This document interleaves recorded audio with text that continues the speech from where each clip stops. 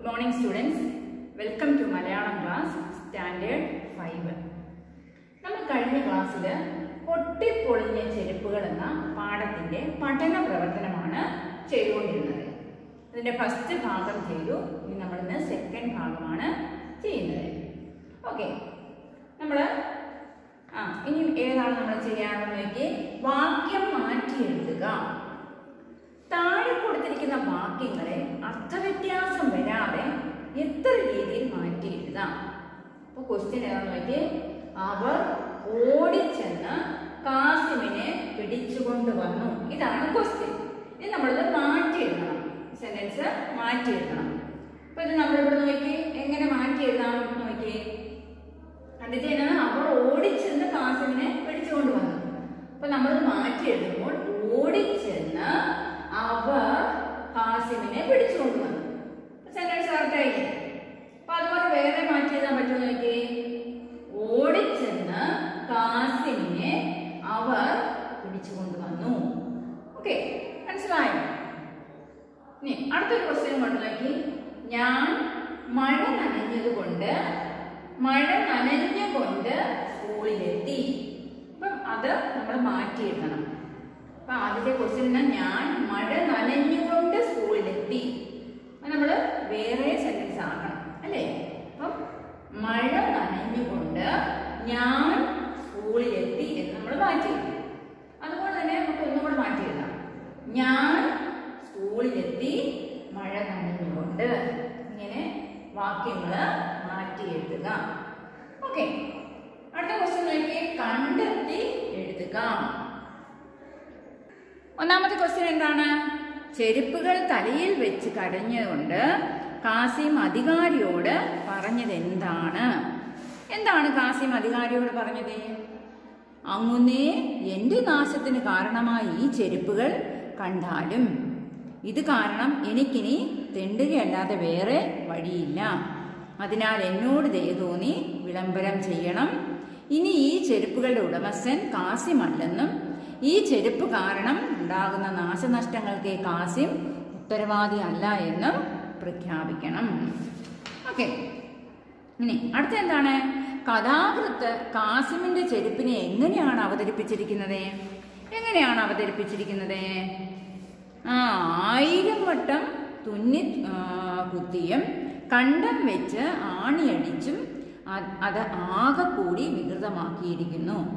അഴുകി പൊട്ടി കൂട്ടിക്കെട്ടിയ ആ ചെരുപ്പുകൾ കെയ്റോയിലെ വിദഗ്ധരായ ചെരുപ്പ് കുത്തികൾ എല്ലാവരും ചേർന്ന് എത്ര വർഷം ശ്രമിച്ചാലും നന്നാക്കാനാകാത്ത നിലയിലായിരുന്നു. ഓക്കെ, അടുത്ത നെക്സ്റ്റ് ക്വസ്റ്റ്യൻ എന്താണ്? സ്നാനമന്ദിരത്തിൽ നടന്ന സംഭവങ്ങൾ എന്തൊക്കെയാണ്? സ്നാനമന്ദിരത്തിൽ എന്താണ് നടന്നത്? അപ്പം നമ്മുടെ കാസിമ കുളിക്കാനായിട്ട് സ്നാനമന്ദിരത്തിലെത്തി. ചെരുപ്പുകളൊക്കെ പുറത്ത് വെച്ച് കാസിം അകത്തേക്ക് കയറി. അപ്പൊ എന്താണ് ആ സമയത്ത് എന്താ സംഭവിച്ചത്? പുറത്ത് വന്ന് കുളിയെല്ലാം കഴിഞ്ഞ് പുറത്ത് വന്ന് നോക്കിയപ്പോൾ തൻ്റെ പൊട്ടിപ്പൊളിഞ്ഞ ചെരുപ്പിന്റെ സ്ഥാനത്ത് പുതിയതും മുന്തിയതുമായ നല്ല തുകൽ ചെരുപ്പുകൾ കിടക്കുന്നു. അപ്പം അയാൾക്ക് സന്തോഷം ഭയങ്കരമായിട്ട് വേറൊന്നും ചിന്തിച്ചില്ല.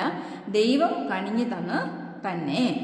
സന്തോഷം കൊണ്ട് കാസിമിന് വീർപ്പ് മുട്ടലുണ്ടായി. മുന്തിയ ചെരുപ്പും ധരിച്ച് ഒരു മൂളിപ്പാട്ടും പാടി അയാൾ വീട്ടിലേക്ക് നടന്നു. ഓക്കെ, നെക്സ്റ്റ് ക്വസ്റ്റ്യൻ എന്താണെന്ന് നോക്കി, കാസിമിന്റെ വീട്ടിൽ നടന്ന സംഭവങ്ങൾ എന്തൊക്കെയാണ്? കാസിമിന്റെ വീട്ടിൽ നടന്നത്?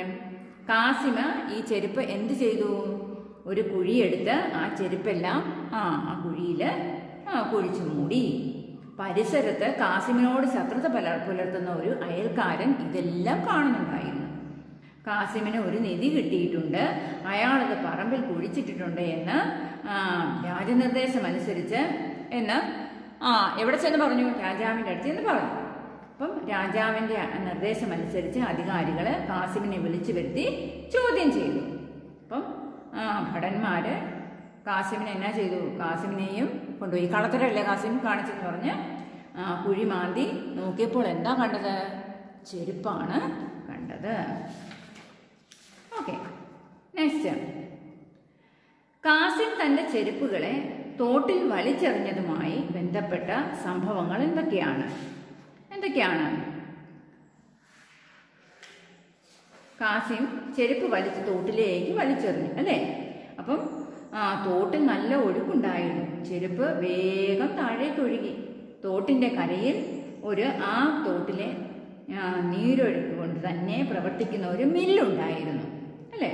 ചെരുപ്പ് ഒഴുക്കിൽ ചെന്ന് കയറിയത് ഈ മിൽ ചക്രത്തിൻ്റെ പല്ലുകളിൽ. അതോടെ യന്ത്രം നിശ്ചലം.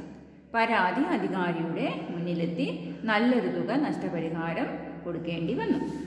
ഓക്കെ, അടുത്ത നോക്കി, സംഭാഷണം എഴുതുക.